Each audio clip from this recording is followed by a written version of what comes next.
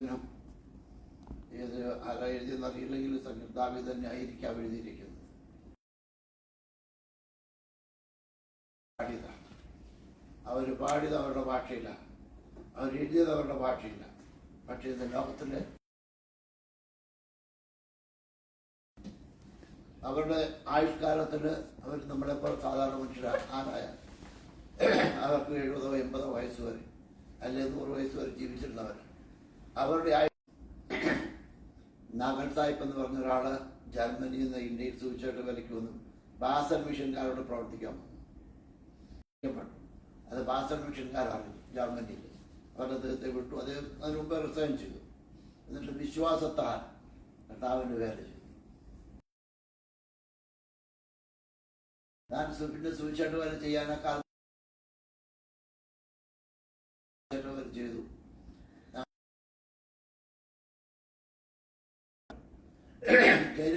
ചെന്ന അയാളെ തൂക്കാൻ വിധിച്ച് കിടക്കുക. അയാളെ നിരാശയോടുകൂടെ കരഞ്ഞറിഞ്ഞ ജീവിതം ദിവസം അടുത്ത് വരും തോറും. അപ്പൊ അദ്ദേഹത്തോട് ഈ ദൈവദാസൻ നിങ്ങൾ മരിക്കുന്നതിന് മുമ്പ് ഞാൻ ഒരിക്കലൂടെ വരാം എന്ന് പറഞ്ഞു. അങ്ങനെ താന് പുതിയ നിയമം കൊടുത്തു. പിന്നെ ഇന്ന് വീട്ടിൽ പോയി പ്രാർത്ഥിക്കട്ടാവേ ആ മനുഷ്യൻ മരണത്തിൽ നിന്ന് ഒഴിയുമ്പോൾ തിരികതമാണെങ്കിൽ, പക്ഷെ നിയമം തന്റെ തനിക്ക് വിരോധമാണ്. പർട്ടിക്കുലർ ഡേറ്റ് തന്നെ തൂക്കിക്കൊല്ലും.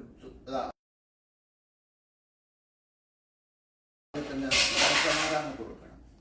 ദൈവം അദ്ദേഹത്തെ ആശ്വസിപ്പിക്കണമെന്ന് പ്രാർത്ഥിച്ചു. അത് കഴിഞ്ഞ് മരിക്കുന്നതിന് പിന്നെ ഒരു 1-2 ദിവസം പോയി ദേവദാസൻ അവിടെ ജയിലിൽ ചെന്നപ്പോൾ ഈ മനുഷ്യൻ ഇദ്ദേഹത്തെ കാണാൻ കാത്തിരിക്കുകയാണ്. എന്നെ വെളി വരാൻ പറ്റത്തില്ല. അതൊന്നുകൊണ്ട് വളരെ ശക്തിയോടെ യേശുവിനെ സ്തുതിക്കുന്നത് കേട്ടു. എന്നിട്ട് പറഞ്ഞു, ആകെ അല്പകാലം യേശുവിനെ കാണാൻ. ഞാൻ ചെന്ന് യേശുവിനെ കാണും. ആ മനുഷ്യൻ്റെ പ്രത്യാശ. അപ്പോൾ അതോട് ചേർത്ത് ആ പാട്ടുകാരൻ നാഗൽ സാഹിബ് എഴുതി, നേരം മാത്രം എന്റെ യാത്ര തീരുവാ, യേശുവേ നിനക്കു സ്തോത്രം, വേഗം നിന്നെ കാണും ഞാൻ. മരണത്തിന് ഭയപ്പെട്ട് കരഞ്ഞോണ്ട് ദിവസം കഴിഞ്ഞ വ്യക്തിക്കകത്ത് യേശു വന്നപ്പോൾ അവൻ പറയാ, എനിക്ക് ഇനി അല്പകാലമില്ല, എന്നെ മരണത്തിൽ വിടിപ്പിക്കാൻ പ്രാർത്ഥിക്കണം. ഞാൻ വേഗം പോയി യേശുവിനെ കാണും, അതിന് ഞാൻ സ്തോത്രം ചെയ്യാം. ആ വാചകം കേട്ടിട്ട് വീട്ടിൽ വന്നിട്ട് തിരിയുന്നതാണ് ആ പാട്ട്. അപ്പം ലോകത്തിൽ പ്രതീക്ഷയില്ലാത്ത ജനത്തിന് പ്രതീക്ഷ കൊടുക്കാൻ പറ്റുന്ന ഒരു വചന സുവിശേഷമാണ്. അപ്പം ഈ ദാവീദ് ഇത് എഴുതിയത് നമ്മളാരും വായിക്കുന്നതെന്ന് കണ്ട് എഴുതിയതല്ല. ദൈവം നമ്മളോട് എന്ത് പറയുമോ അത് ചെയ്തു വെച്ചാൽ മതി. ആര് വായിക്കുമോ? വീട്ടുകാരും നാട്ടുകാരൊക്കെ പറയും, ഇതാര് വായിക്കാനില്ല, ആര് വായിക്കുന്നില്ല. വായിക്കുന്നവർ ദൈവം ഒരുക്കി കൊടുക്കും. നമുക്കൊരു പാട്ട് പാടാനാ, പാട്ട് എഴുതാനാ, ഒരു പുസ്തകം എഴുതാനാ, അല്ലെങ്കിൽ ആർക്കും ഒരു മെസ്സേജ് അയക്കാൻ തോന്നി, ഒരു രോഗിയായി കിടക്കുന്ന ഒരാൾക്ക് വേണ്ടി പോയി പ്രാർത്ഥിക്കാൻ തോന്നി, ഉടനെ അത് ചെയ്തോണം. ആരോടും ചോദിച്ച് പെർമിഷൻ മേടിച്ചിട്ട് നോക്കത്തില്ല, അത് നടക്കത്തുമില്ല. പക്ഷെ നമ്മുടെ ആശ്വസിപ്പിക്കുന്ന കാര്യം അവർക്കൊരാശ്വാസമായിരിക്കും. ഓക്കെ, എത്രയോ പേര് നിരാശയോടെ കഴിയുന്നു.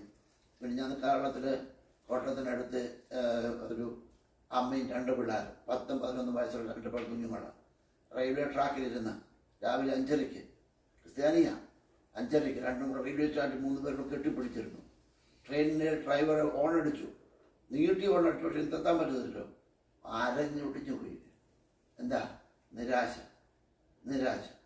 അവരുടെ ഭർത്താവ് ജോലി ചെയ്യാൻ BSc നേഴ്സിംഗ് പാസ്സായവർ, നല്ല സുന്ദരന്മാരായ പിള്ളേർ. എന്ത് നിരാശയോടിരിക്കുന്ന ജനത്തിന് നമ്മളെ ദൈവം വെച്ചിരിക്കുന്നത് ആശ്വസിപ്പിക്കാൻ.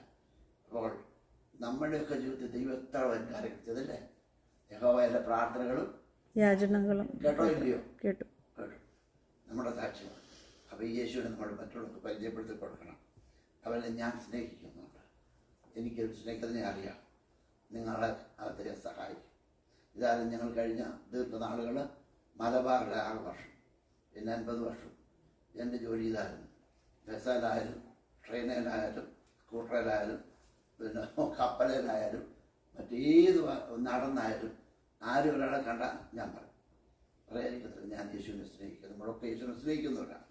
അപ്പോൾ എൻ്റെ ജീവകാലമൊക്കെ ഞാൻ അവനെ വിളിച്ചപേക്ഷിക്കും. നമ്മൾ ഇങ്ങനെ പറഞ്ഞു കൊടുത്താൽ രാത്രി ഒത്തിരി ആയി പോയാലും നമ്മൾ അറിയത്തില്ല. ആരെന്താ നമ്മൾ ദൈവസന്നിധിയില്ല ഇരിക്കുന്നത്. അപ്പോൾ നമ്മൾ ഇനി എന്ത് ചെയ്യണമെന്നറിയാമോ? ഈ ദൈവത്തെ നമ്മുടെ ജീവിതകാലമൊക്കെയും ദൈവത്തെ വാഴ്ത്തണം, ദൈവത്തെ സ്തുതിക്കണം. നമുക്ക് വേണ്ടി ഇത്രയും വൻകാര്യങ്ങളെ ചെയ്ത കർത്താവിനെ സ്തുതിപ്പാൻ ഇടയാക്കട്ടെ. ദൈവം നിങ്ങളെ ആശീർവദിക്കട്ടെ. ഞങ്ങളെ ഇവിടെ ക്ഷണിച്ചതിന് നന്ദി. ഞങ്ങൾക്ക് ഭീകരമായ ഭക്ഷണം ഉണ്ടാക്കി തന്നതിന് നന്ദി.